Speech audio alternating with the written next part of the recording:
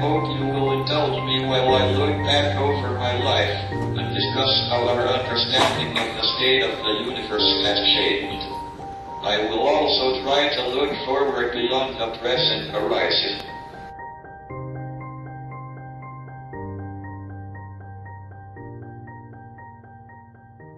I was born on January 8, 1942, exactly 300 years after the death of Galileo.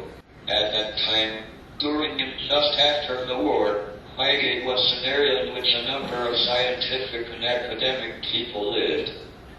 In another country they would have been called intellectuals, but the English had never admitted to having any intellectuals. All these parents sent their children to Byron House School, which was a very progressive school for those times. I remember complaining to my parents that they weren't teaching me anything. They didn't believe in what was in the accepted way of drilling things into you. Instead, you were supposed to learn to read without realizing you were being taught. In the end, I did learn to read, but not until the fairly late age of 8. My father was very keen that I should go to Oxford or Cambridge. He himself had gone to University College, Oxford, so he thought I should apply there. But at that time, University College had no fellow in mathematics, so I had little option but to try for a scholarship in natural science. I surprised myself by being successful. In the end, I had wound up being a professor of mathematics, but I had not had any formal instruction in mathematics since I left St. Albans School at the age of 17. I have had to pick up what mathematics I know as I went along. When I used to supervise maths undergraduates, I would keep 1 week ahead of them in the course. At Oxford, the physics course was arranged in a way that made it particularly easy to avoid work. I did one exam before I went up, then had 3 years at Oxford, with just the final exams at the end. I once calculated that I did about 1,000 hours work in the 3 years I was there, an average of an hour a day. I'm not proud of this, I'm just describing my attitude at the time, shared by most of my fellow students. Because of my lack of work, I had planned to get through the final exam by doing problems in theoretical physics and avoiding questions that required factual knowledge. But I didn't sleep the night before the exam because of nervous tension, and so I didn't do very well. I was on the borderline between a first and second class degree, and I had to be interviewed by the examiners to determine which I should get. In the interview they asked me about my future plans. I replied that I wanted to do research. If they gave me a first, I would go to Cambridge. If I only got a second, I would stay in Oxford. They gave me a first.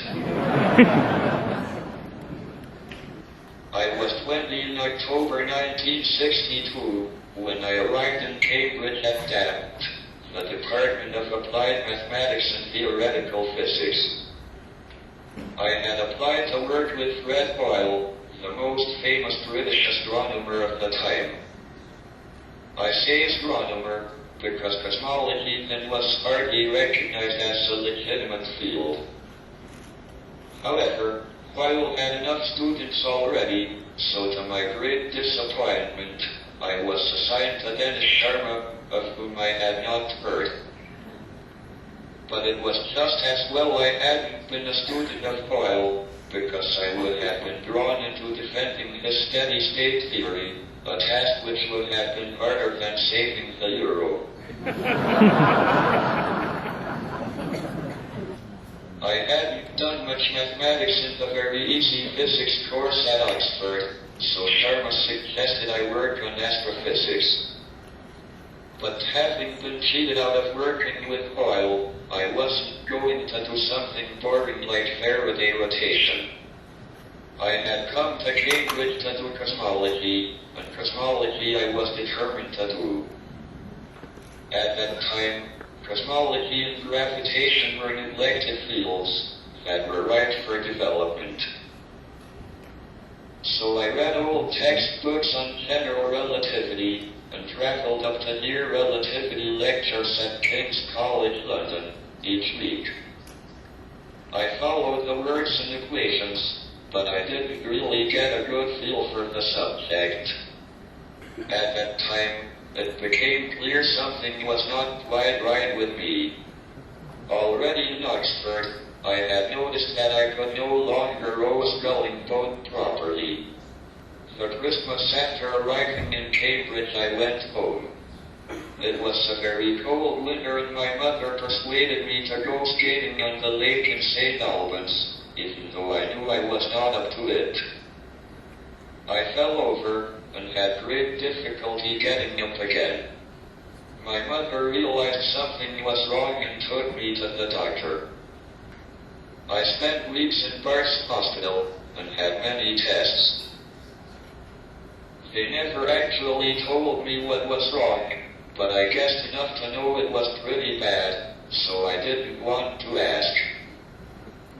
In fact, the doctor who diagnosed me washed his hands of me, and I never saw him again. He felt that there was nothing that could be done. In fact, my father became my doctor, and it was to him that I turned for advice. At first I became depressed. I seemed to be getting worse pretty rapidly. There didn't seem any point working on my PhD, because I didn't know if I would live long enough to finish it. But then the condition developed more slowly, and I began to make progress in my work.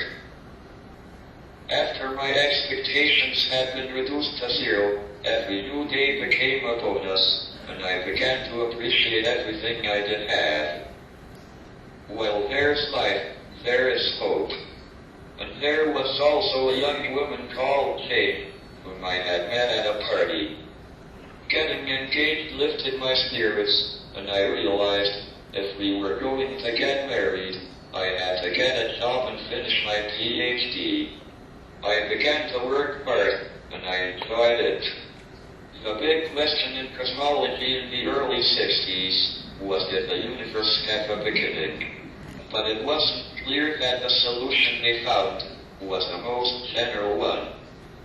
A new approach was introduced by Roger Penrose, which didn't require solving the field equations explicitly, just certain general properties, such as that energy is positive and gravity is attractive.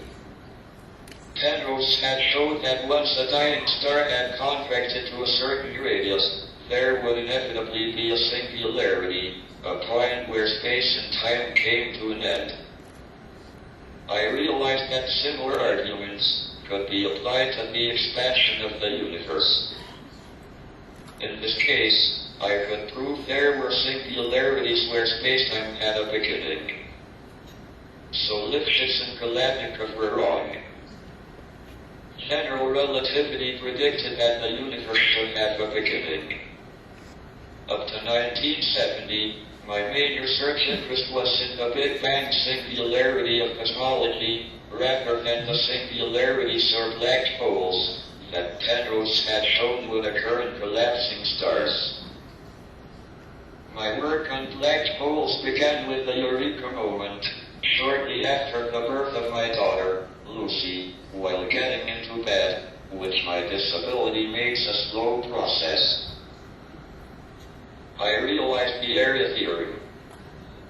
If general relativity is correct, and the energy density is positive, the surface area of the event horizon, the boundary of a black hole, has the property that it always increases when additional matter or radiation falls into the black hole. Moreover, if two black holes collide and merge to form a single black hole, the area of the event horizon around the resulting black hole is greater than the sum of the areas of the event horizons around the original black holes. The area theorem can be tested experimentally by LIGO. On the 14th of September, 2015, an event GW150914, LIGO, for the first time, detected gravitational waves from the collision and merger of a black hole binary. From the waveform, one can estimate the masses and angular momenta of the black holes, and by the no-air theorem, these determine the horizon areas. LIGO has opened a new window in our universe, and with many more detections expected, I am excited by the possibility of new discoveries. The properties of black holes suggested that the area of a black hole was like what is called the entropy in thermodynamics. Entropy can be regarded as a measure of the disorder of a system, or equivalently, as a lack of knowledge of its precise state. It would be a measure of how many states a black hole could have on the inside for the same appearance on the outside. But the area couldn't actually be the entropy, because as everyone thought they knew, black holes were completely black and couldn't be in equilibrium with thermal radiation. There was a golden age in which we solved most of the major problems in black hole theory. This was before there was any observational evidence for black holes. In fact, we were so successful with the classical general theory of relativity that I was at a bit of a loose end in 1973 after the publication with George Ellis of our book, The Large-Scale Structure of Spacetime. My work with Penrose had shown that general relativity broke down at singularities. So the obvious next step would be to combine general relativity, the theory of the very large, with quantum theory, the theory of the very small. I had no background in quantum theory, and the singularity problem seemed too difficult for a frontal assault at that time. So as a warm-up exercise, I considered how particles and fields governed by quantum theory would behave near a black hole. In particular, I wondered, can one have atoms in which the nucleus is a tiny primordial black hole formed in the early universe? But what persuaded me that it was real was that the emission was exactly what was required to identify the area of the horizon with the entropy of a black hole. It is summed up in this simple formula, which expresses the entropy in terms of the area of the horizon, and the three fundamental constants of nature, c, the speed of light, g, Newton's constant of gravitation, and h bar, Planck's constant. I'm proud to have discovered it. Later work uncovered the deep reason for this formula.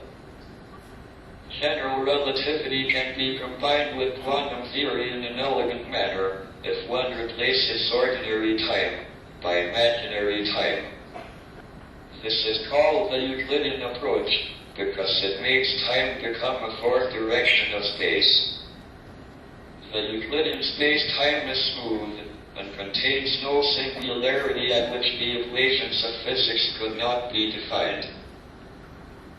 It solved the fundamental problem that the singularity theorems of Penrose and myself had raised, that predictability would break down because of the singularity. The radiation from a black hole will carry away energy, so the black hole will lose mass and shrink. Eventually, it seems the black hole will evaporate completely and disappear. This raised a problem that struck at the heart of physics. My calculations showed that the radiation was exactly thermal and random, as it has to be if the area of the horizon is to be the entropy of the black hole. So how could the radiation left over carry all the information about what made the black hole? But if information is lost, this is incompatible with quantum mechanics. This paradox had been argued for 30 years, without much progress, which is what often happens in research. But if you get stuck, it's no good getting furious. You just have to keep thinking about the problem while working on something else. Eventually, I found what I think is its resolution. Information is not lost in black holes, but it is not returned in a useful way. It is like burning an encyclopedia. Information is not lost, but it is very hard to read. In fact, Kip Thorne and I had a bet with John Briscoe on the information paradox. I gave John a baseball encyclopedia. Maybe I should have just given him the ashes. Currently I'm working with my Cambridge colleague Malcolm Perry, an anti-Strominger from Harvard, on a new theory based on a mathematical idea called supertranslations, to explain the mechanism by which information is returned out of the black hole. The information is encoded on the horizon of the black hole. Watch this space. During the 1970s, I had been working mainly on black holes, but my interest in cosmology was renewed by the suggestions that the early universe had gone through a period of inflationary expansion, in which its size grew at an ever-increasing rate, like the way prices go up in the shops. In early 1982, I wrote a preprint proposing that the seeds for structures in our universe could be created by quantum effects during inflation. This was basically the same mechanism as radiation from a black hole horizon, except that this time it came from the cosmological horizon. I had used Euclidean methods earlier with Gary Gibbons to work out the temperature of de Sitter space. We held an upfield workshop in Cambridge that summer, attended by all the major players in the field. At this meeting, we established most of our present picture of inflation, including the all-important density fluctuations, which give rise to galaxy formation, and so to our existence.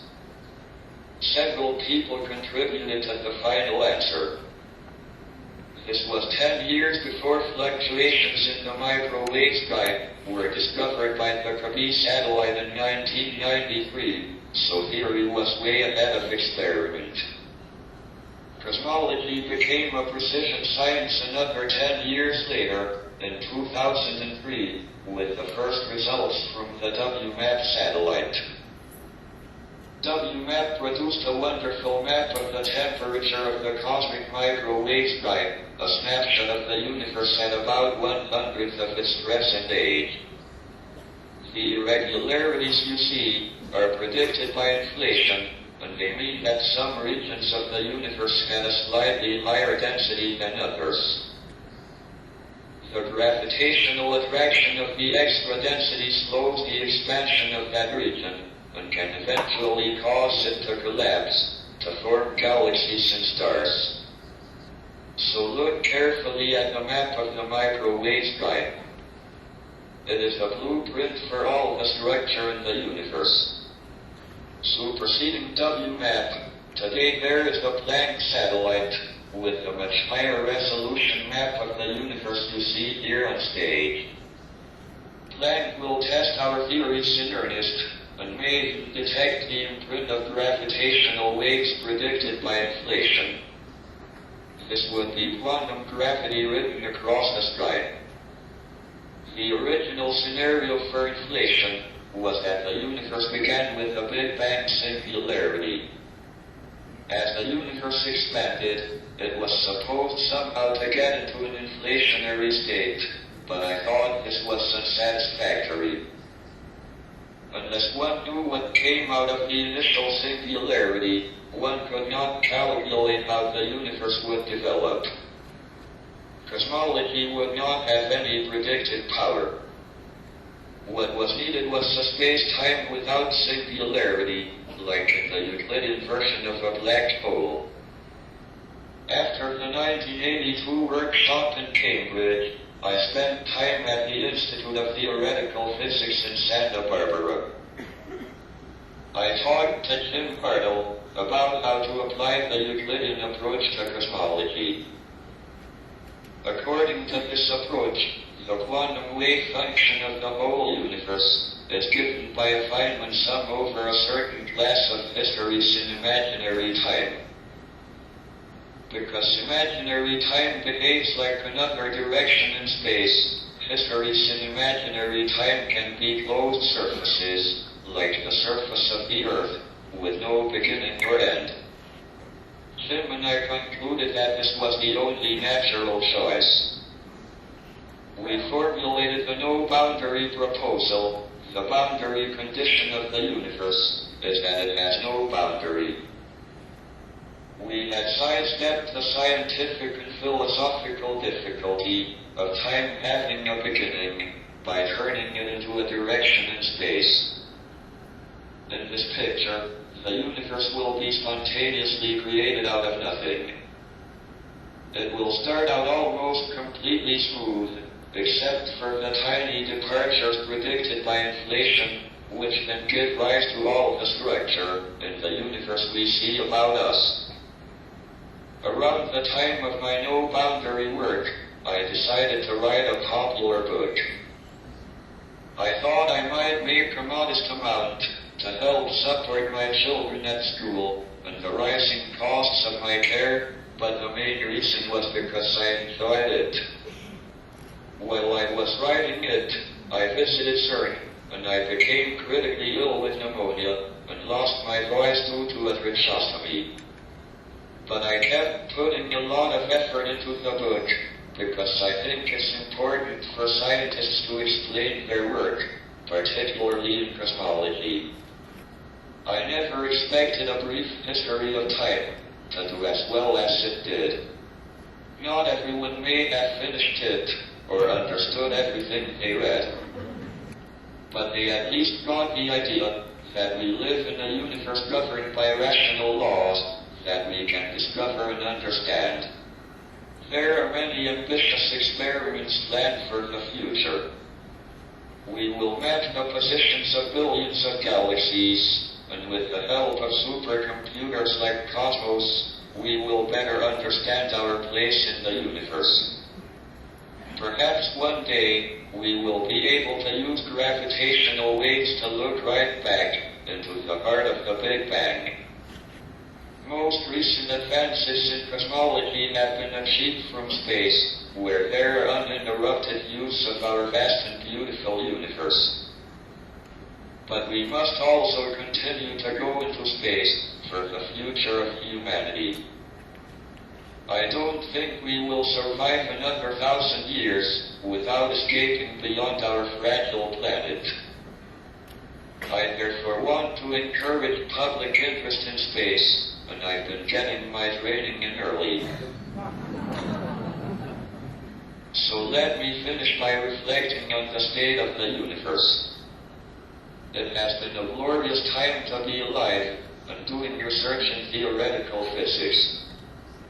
Our picture of the universe has changed a great deal in the last 50 years, and I'm happy if I have made a small contribution. The fact that we humans, who are ourselves mere collections of fundamental particles of nature, have been able to come this close to an understanding of the laws governing us and our universe is a great triumph. I want to share my excitement and enthusiasm about this quest. So remember to look up at the stars and not down at your feet. Try to make sense of what you see and wonder about what makes the universe exist.